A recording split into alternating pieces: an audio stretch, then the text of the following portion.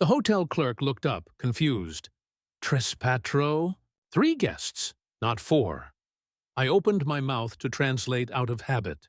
But before I could, my sister burst out laughing. Your job's done! Thanks for your hard work.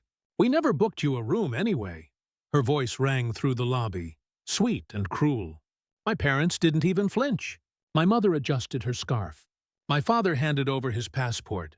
It was all rehearsed, perfectly timed. I stood there with their luggage at my feet. Translator, porter, afterthought. And for the first time in years, I didn't say a word. I just smiled. It had started weeks before the trip.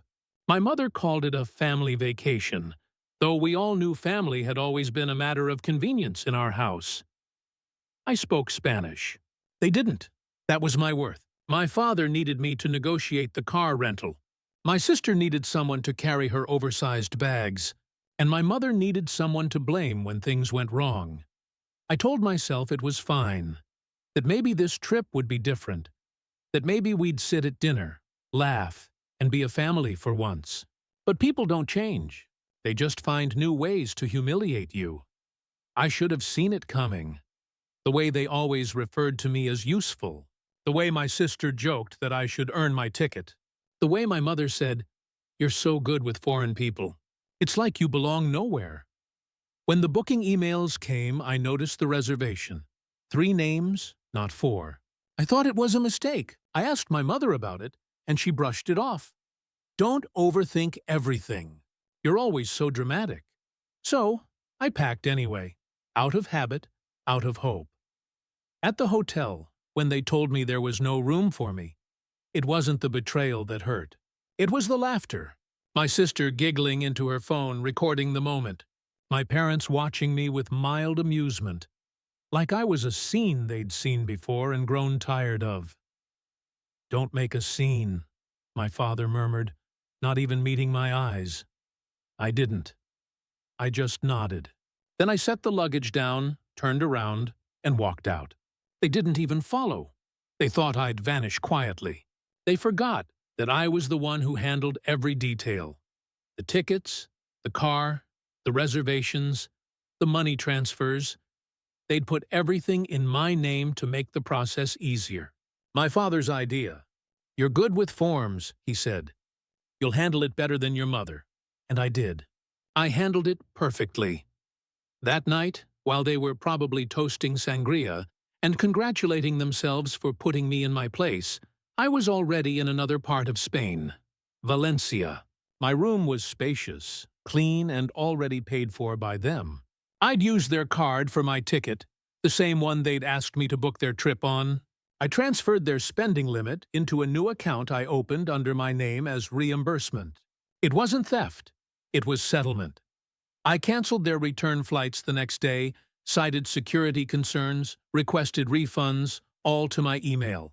I filed a claim that their car had been reported stolen, which technically wasn't a lie. I had the keys when they called me, angry, stranded, begging. I didn't answer. I knew they'd survive. They always do, but survival and comfort aren't the same thing. By the time they reached me 2 days later, they were exhausted, furious. My mother's voice trembled with rage. "Where are you? Do you have any idea what you've done?" "Yes," I said calmly. "I finished my job." She didn't get it, so I explained slowly, like I used to when translating for them. "You wanted a trip with 3 guests, not 4. You got it." Then I hung up. It wasn't about money. It never was. It was about language control. For years, I'd been their interpreter, their bridge, their buffer. Everything I said went through me first. And that day, I realized I could weaponize it. They depended on me to communicate, to function. So I stopped translating. I left them stranded in a country they couldn't understand, surrounded by words they couldn't decipher, menus they couldn't read, people they couldn't manipulate. They wanted to make me invisible. Instead, I made them irrelevant. When I checked out of my hotel a week later, I stood at the counter as the clerk asked, "Via solo, are you traveling alone?" I smiled. "Yes, finally." I walked out into the sunlit street. my own bags in hand. No one to command me. No one to command me. Just the quiet hum of Spanish around me. Familiar. Alive. I wasn't lost. I was free. They sent messages later. Guilt-laced, apologetic, performative. We didn't mean it that way. It was just a joke. You took it too seriously. But I didn't reply because, for once, silence wasn't weakness. It was punctuation. Every cruel word, every condescending order, every fake smile, they'd all been translated, absorbed, and archived in me. And now, finally, I delivered the last line of the story. My story,